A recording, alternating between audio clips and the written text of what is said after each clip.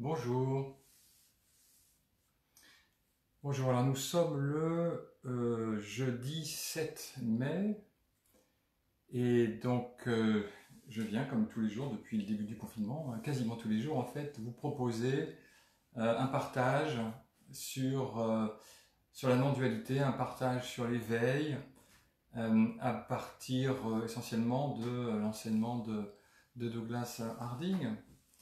Et donc, ça fait voilà, un mois que je viens présenter des pratiques de non-dualité. Et aujourd'hui, je voudrais plutôt insister sur la non-pratique. Aujourd'hui, je voudrais plutôt insister sur le non-effort. Aujourd'hui, je voudrais insister sur l'état naturel. Hier soir, j'ai écouté une très belle méditation de Jon Kabat-Zinn. Vous savez, cet Américain qui a vraiment développé la méditation de pleine conscience. Et il a commencé sa méditation en disant que justement il n'y avait pas besoin de méditer parce que cette présence était déjà là. Et je trouvais ça très juste en fait. Parce que comment est-ce qu'on doit envisager ces expériences, ces exercices que j'ai présentés? Alors certainement pas comme des exercices qui viseraient à améliorer quelque chose en nous en fait. Ce ne sont pas des exercices de piano. Vous voyez, quand on fait un exercice de piano, de jour en jour, on s'améliore. Et peut-être que dans 5 ans, 10 ans, on sera capable de faire un concert à la salle Pleyel. Donc on progresse en fait, on progresse avec des exercices de piano ou des exercices de gymnastique. Mais ici, avec ces expériences de non-dualité, il n'y a, si vous voulez, aucun progrès possible. Il ne s'agit pas de s'améliorer ou d'atteindre quelque chose qui n'est pas déjà là. Ce que je veux dire, c'est que ces expériences sont plutôt un contexte pédagogique, et là-dessus Douglas était assez génial, c'est un contexte simplement pour nous faire prendre conscience de quelque chose qui est déjà là. Il n'y a rien à atteindre en fait. Il ne s'agit pas d'aller d'un point A à un point B, et le point B s'obtiendrait, ce point B où on serait éveillé s'obtiendrait avec beaucoup d'efforts, beaucoup de pratiques.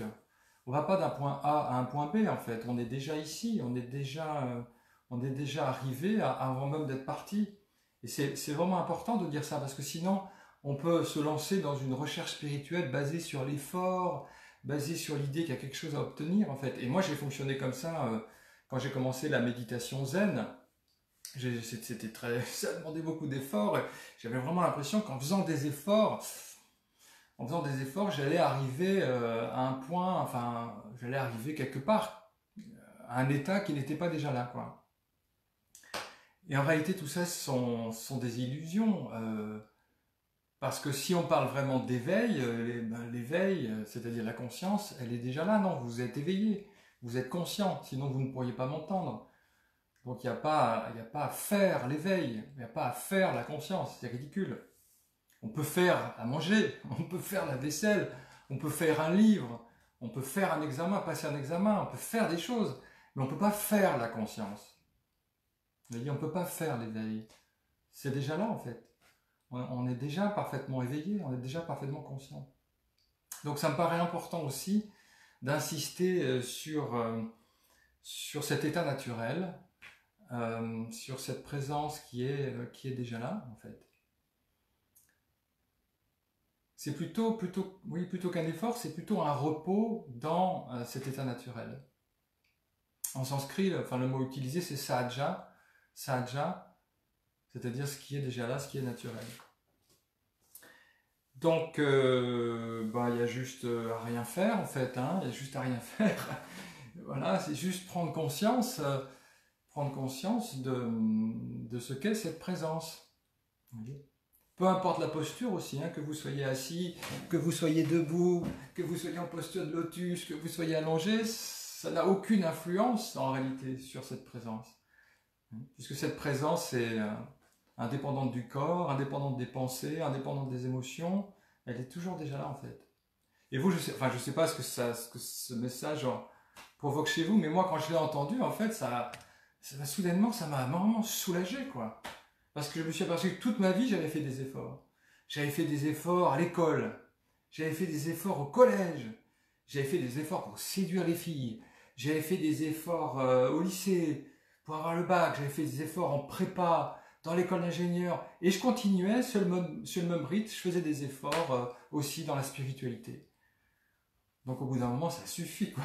Ça suffit. Non, cette présence, elle est déjà là, en fait.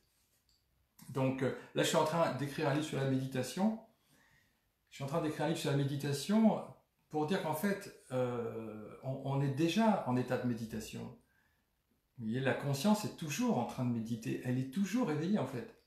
Ou alors, on pourrait parler d'état de non-méditation, finalement.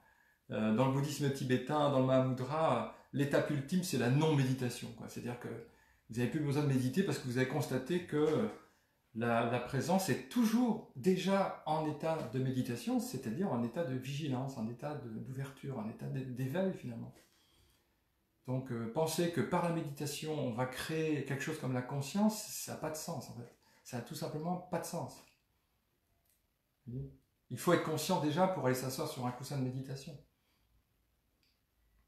Alors, qu'est-ce que ça veut dire ne rien faire? Ça veut vraiment dire ne rien faire, ça veut juste dire se reposer dans cette ouverture. Se reposer dans cette vacuité, dans cette vacance. Hein, vous savez, quand on parle des vacances, prendre des vacances, mais la vraie vacance, c'est cette ouverture en fait, qui est complètement vide. Alors où elle est cette ouverture? Ben, vous voyez, elle est au-dessus de vos épaules.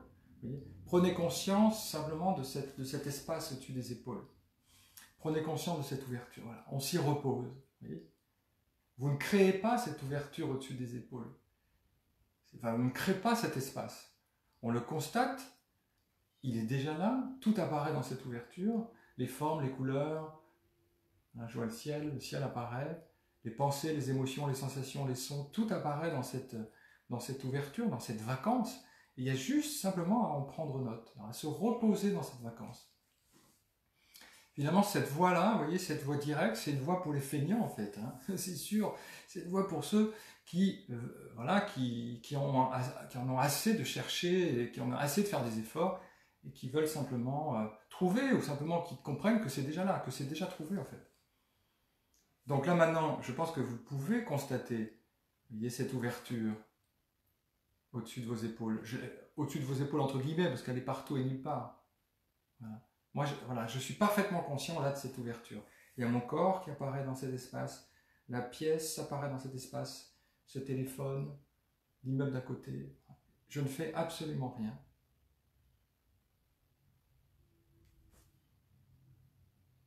C'est déjà là. Et puis, insister sur une pratique, ça serait aussi imaginer qu'il y a un pratiquant en fait, qu'il y a un méditant, que quelqu'un médite. En fait, moi, c'est ce que j'ai souvent pensé quand j'allais méditer. J'avais l'impression que j'osais aller méditer, quoi, que vraiment je faisais quelque chose. Comme, je sais pas, comme j'avais pu faire du tennis. Bon. Mais en fait, dans cette ouverture, personne ne pratique.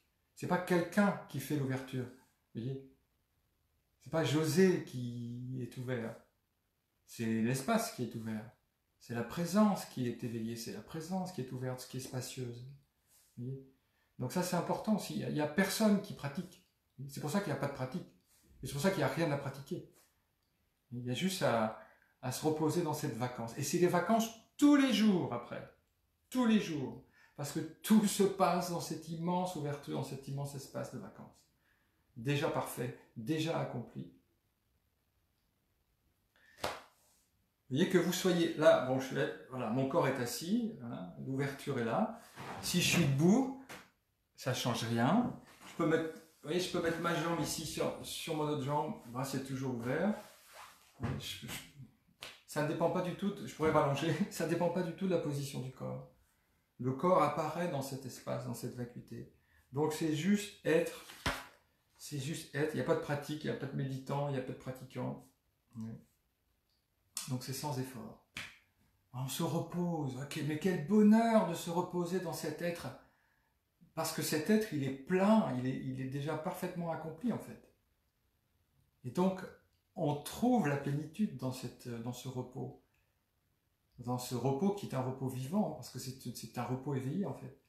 On trouve la plénitude. Et donc du coup on n'a plus besoin, pour le coup, plus du tout besoin de faire d'efforts, puisque la plénitude est déjà là. Et voilà, et c'est essentiel d'entendre cette cette vérité, quoi, qu'il suffit de se reposer dans cette ouverture, ne rien faire, quoi, ne rien faire. Alors je vais juste vous lire quelques petits textes que j'ai sélectionnés là tout à l'heure à propos du non-effort.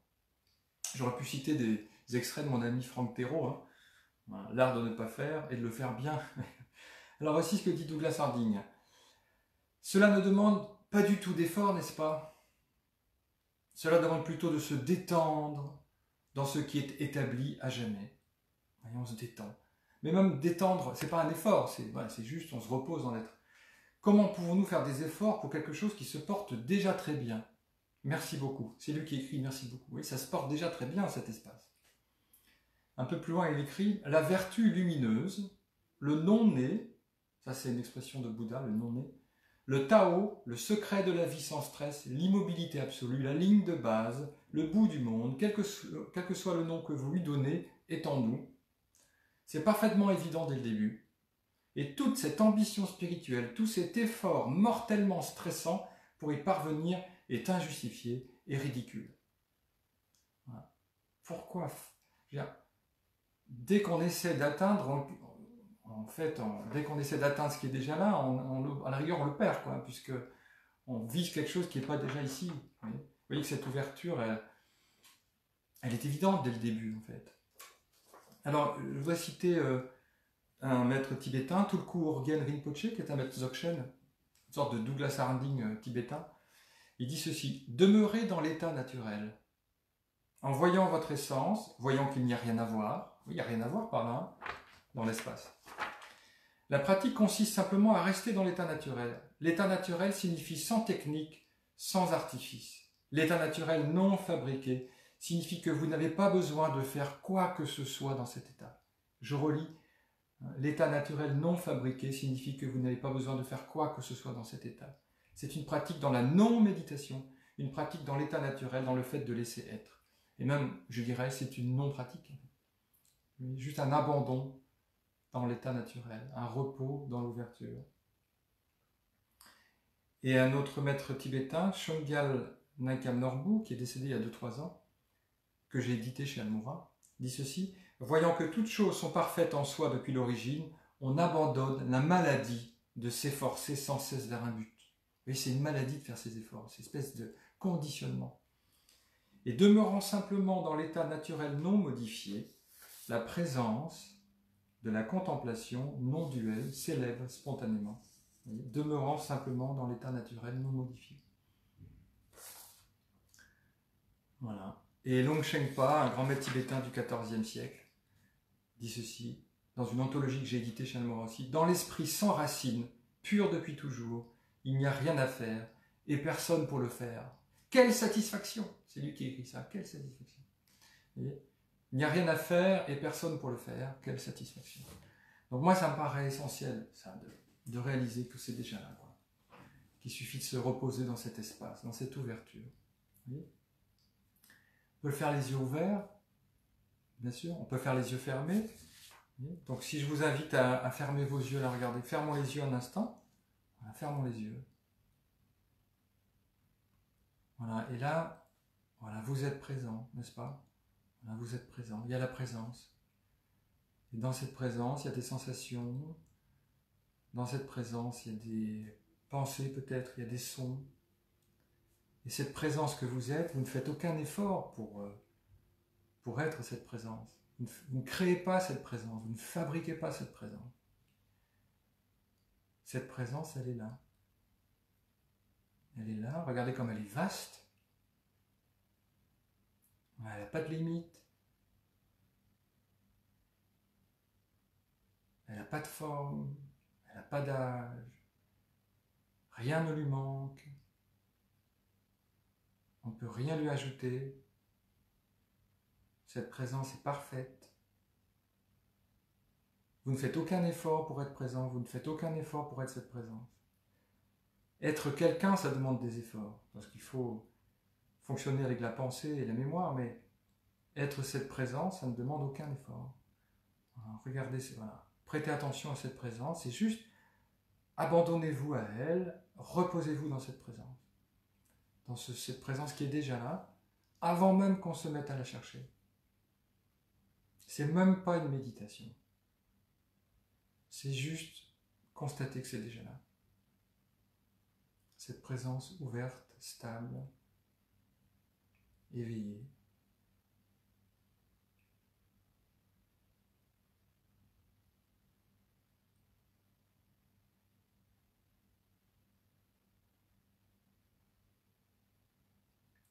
Présence spacieuse.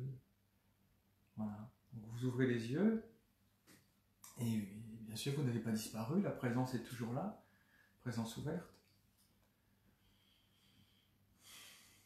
Donc vous voyez, en fait, on peut parler de pratique de non-dualité, mais on peut aussi, et c'est important, parler de non-pratique. Parce qu'il n'y a vraiment rien à faire et nulle part où aller. C'est juste se reposer dans cette ouverture, encore une fois, se reposer dans cet espace conscient. Et puis après, vous faites ce que vous voulez, quoi. Après, la vie va se dérouler à partir de cette présence. Vous voyez ?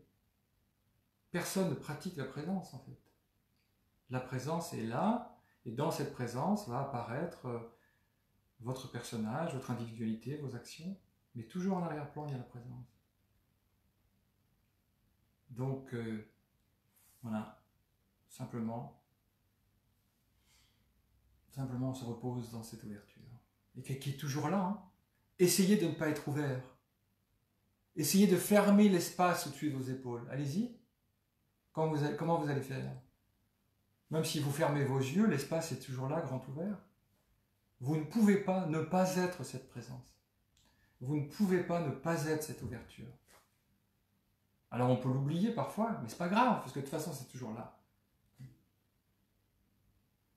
C'est toujours ici, dans cette clarté.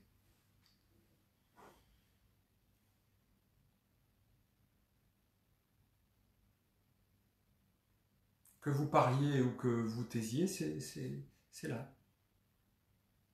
Cette présence est là.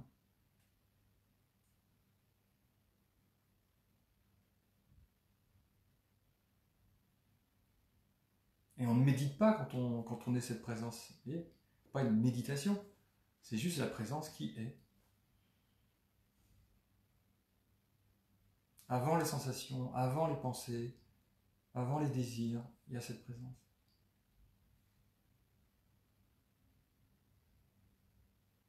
Voilà, donc vous voyez, pour moi, ça a été fondamental de comprendre ça. Quand je l'ai entendu, donc c'est Nisargadatta Maharaj notamment qui le disait, d'arrêter de faire des efforts, j'ai soudainement posé les valises. Et je me suis arrêté dans cette présence. Voilà. Ça fait du bien, hein. C'est vraiment les vacances, quoi.